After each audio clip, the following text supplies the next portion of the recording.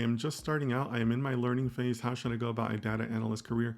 Samit, I have on YouTube, if you subscribe to my channel, I have a guide for data science students. It's a 20-minute video that I took the time to create for questions exactly like yours. I lay out exactly how I would start my career in data science, giving some of the things that I did that are still applicable today. Because some of the things I did are applicable, some are not, but I did include it in the video, so please watch that video. It's going to give you all the answers that you need there. Samit continues, eventually I want to do a master's in bioinformatics. How is that as a career option? I think it's a fantastic career option. Lots of availability in that market, in that job market. However, I will come back to what I always say.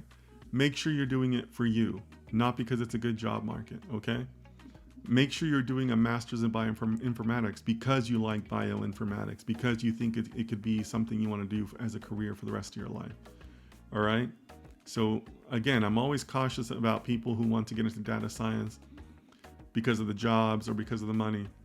Do it because you like it, right? Find your life's work and go and do that, all right? In that same guide that I recommended to you, Samit, I recommend a book, Mastery by Robert Greene. That's the very, very first step I recommend to all of you.